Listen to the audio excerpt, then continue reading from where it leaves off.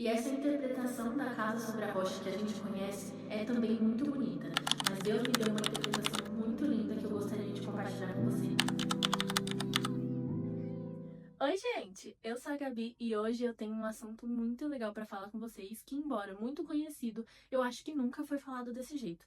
Então senta aqui que eu vou te explicar tudo isso. Antes de falar isso, eu quero dar um pequeno testemunho de como Deus me falou e me convenceu de contar isso aqui para vocês. Ontem à noite, antes de dormir, eu orei e eu falei assim: Senhor, eu quero que o Senhor me fale exatamente o tema que é para eu falar no primeiro vídeo do meu canal. Eu peguei a minha Bíblia e eu abri Mateus 7. E aí eu vi algumas anotações que eu fiz aqui, ó, sobre a casa na rocha.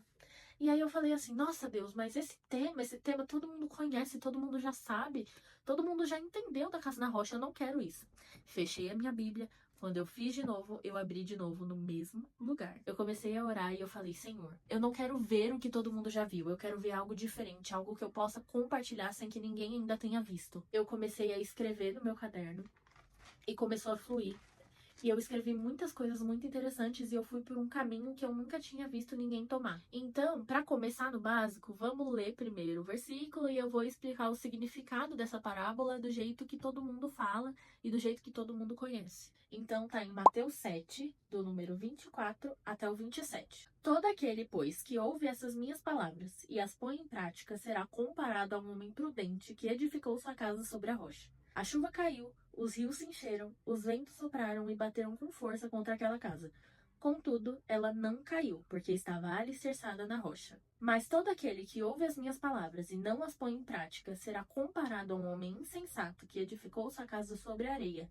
A chuva caiu, os rios se encheram, os ventos sopraram e bateram com força contra aquela casa.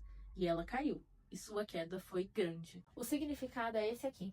A casa seria a pessoa, a vida dela, tanto espiritual quanto material. A rocha seria Cristo e a palavra de Deus. A areia representa ouvir e não colocar em prática a palavra que Deus diz. As chuvas, rios e ventos são as dificuldades. Mas para eu poder te contar isso de uma forma diferente, eu preciso que você inverta esses papéis e esqueça essa estrutura toda que sempre foi criada do significado, tá? Eu preciso que você imagine que a casa são nossas obras no reino de Deus, a nossa vida espiritual. E a rocha somos nós. Nós cristãos, nós pessoas que conhecemos e seguimos a palavra de Deus. A areia seria uma vida sem se importar. Pessoas não cristãs que ainda estão pelo mundo e não conhecem da palavra de Deus, ou até conhecem, mas ainda não querem seguir a ele.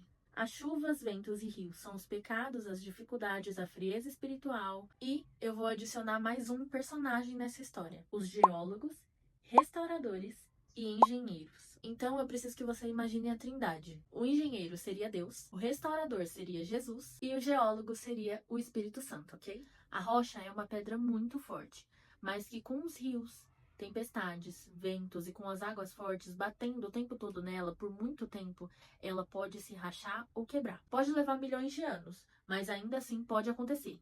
Esse fenômeno é chamado de erosão. A gente consegue sim evitar a erosão de uma pedra, e isso quem faz são os engenheiros. Eles protegem a pedra, seja através de barreiras que barram o fluxo da água ou que transportam o fluxo da água para outro lugar que não seja para bater nas pedras. Os engenheiros fazem isso através de pequenas construções para proteger as pedras. Mas é claro que mesmo com essa proteção, ocorre o risco, embora muito menor, de ter erosão nessa pedra. E você pode até pensar que não tem solução. E apesar de ser um pouquinho difícil, eles conseguem sim restaurar a pedra.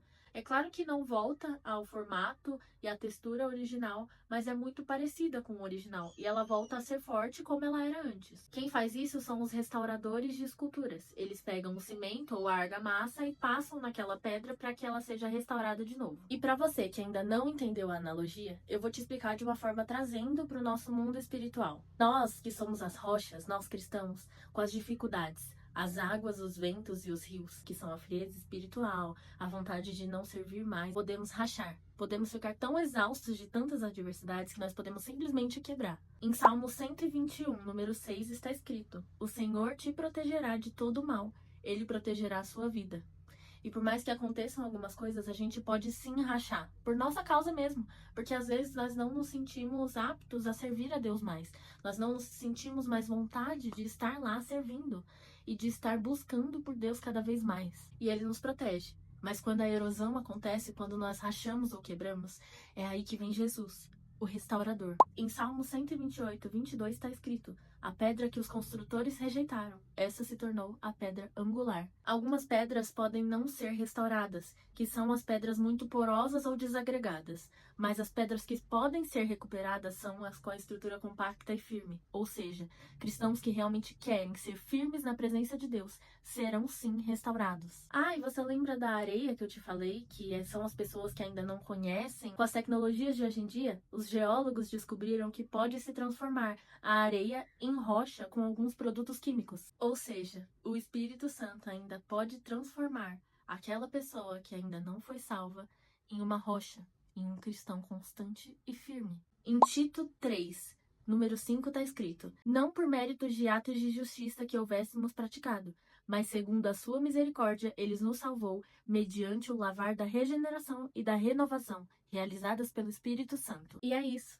Essa foi a palavra que Deus me deu para hoje. Eu espero que você tenha entendido, que você tenha sido edificado e que você saia desse vídeo pensando de uma forma diferente, que Jesus pode sim restaurar a você e a mim, mesmo quando a gente quebra. Se você gostou desse vídeo, se essa palavra tocou o seu coração, não deixa de deixar o seu like aqui embaixo e de me seguir para mais conteúdos assim. Então, eu espero que você tenha gostado.